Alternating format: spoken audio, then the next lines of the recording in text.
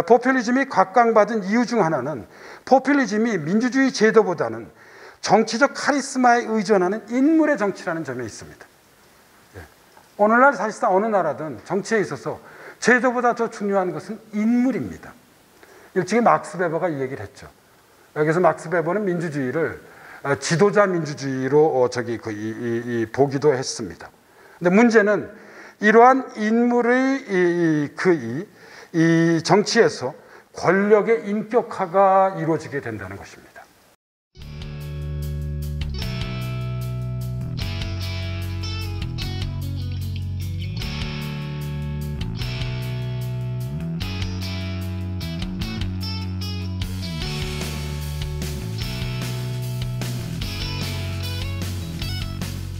이전의 인기영합주의와 결정적으로 다른 점이기도 한데요. 엘리트 대 국민의 대립을 부각시킵니다. 포퓰리스트들에게 엘리트란 기득권의 다른 이름입니다. 그래서 정치의 1차적 목표가 엘리트 기득권에 맞서서 국민 주권을 회복하는 데 있다고 포퓰리스트들은 역설합니다. 다시 말씀드리자면 기득권 대 국민의 대립을 적극적으로 부각시킨다는 점입니다. 이것이 21세기 포퓰리즘의 매우 중요한 특징이고요. 21세기 포퓰리즘의 성공 요인이기도 합니다.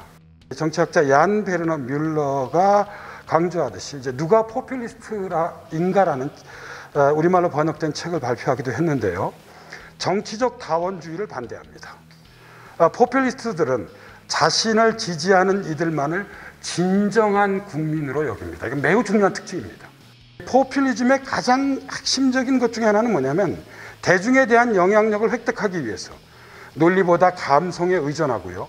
민중이 정치의 주인이라는 국민 주권을 내세우는 게 바로 그 핵심이라고 할 수 있습니다.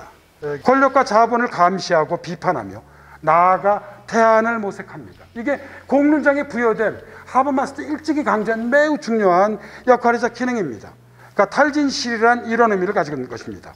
여론을 형성할 때 객관적 사실보다 주관적 신념과 감정에 호소하는 것이 더 큰 영향력을 발휘하는 현상을 말합니다. 여러분, 100% 가짜뉴스는 거의 존재하지 않아요.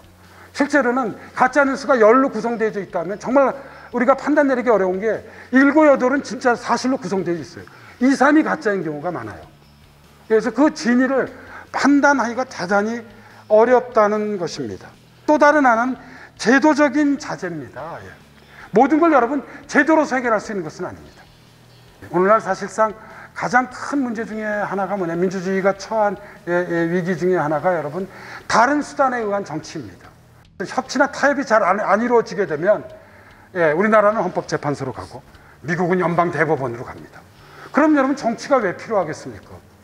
정치의 영역은 법과 다른 것입니다. 조정하고 타협하고 그리고 이를 바탕으로 해서 합의를 이끌어내는 게 정치의 영역입니다.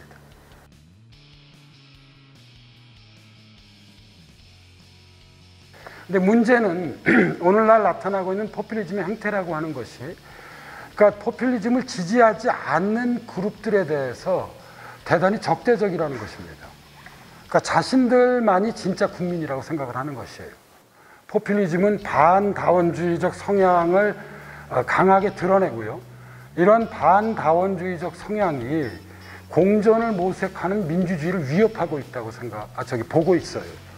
이 점에 있어서 포퓰리즘은 분명 위험한 정치 이념이라고 볼 수도 있을 것 같습니다.